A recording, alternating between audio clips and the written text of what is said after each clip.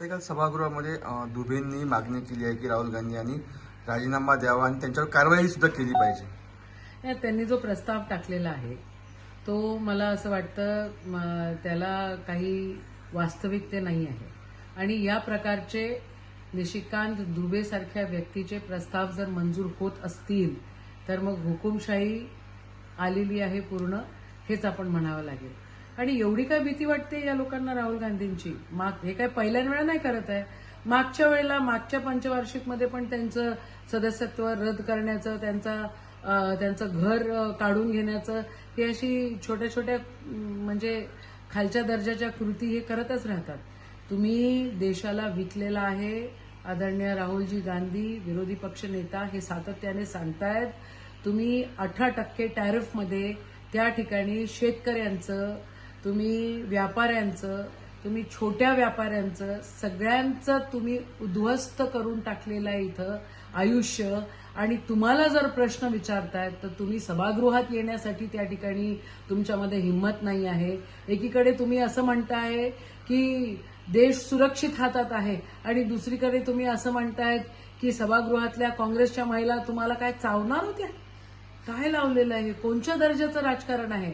आदरणीय राहुल गांधी त्या ठिकाणी स्पष्ट बोलतायत की तुम्हाला कोणचं माझ्या विरुद्ध काय FIR दाखल करायचं आहे दाखल करा, अजून काय करायचं असेल करा, पण शेतकऱ्यांची बाजू, छोट्या व्यापाऱ्यांची बाजू, या देशाला विकण्याचं तुमचं षडयंत्र, याला विरोधी पक्ष साथ देऊ शकत नाही. आणि तुमचा ज्या काही गोष्टीमध्ये तिथं दादागिरी सुरू आहे ही नाही सांगू शकत.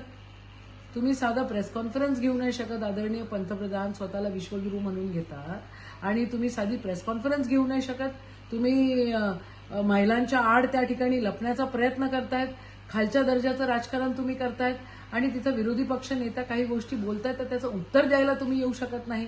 मला असं वाटतं या देशाचं म्हणजे राजकीय वळण एका वेगळ्याच स्वरूपामध्ये जात आहे. अशा प्रकारे कधीही या देशामध्ये ह्या इतक्या खालच्या दर्जाचं कोणीही घेतलं नाही. एप्स्टेन फाईलमध्ये हरदीप पुरींचं नाव येतं तर त्यांचा राजीनामा का नाही? आणि राहुल गांधींचं सदस्यत्व रद्द करण्यासाठी एवढं मोठं मोशन? निषेध आहे या सगळ्या गोष्टीचा. त्यांच्या कार्यालयातील एका अधिकाऱ्यांकडे पैसे सापडले आहेत आणि त्याच्यावर कारवाई सुद्धा काय सांगा? मला काल रात्री मेसेज आला होता की अशा अँटी करप्शनवाल्यांनी तिथं धाड टाकली आणि कोणत्या तरी मंत्र्याच्या ऑफिसमध्ये त्या ठिकाणी सापडलं. आज सकाळी कळलं की ते नरहरी झिरवाळांच्या ऑफिसमध्ये त्या ठिकाणी घडल्या.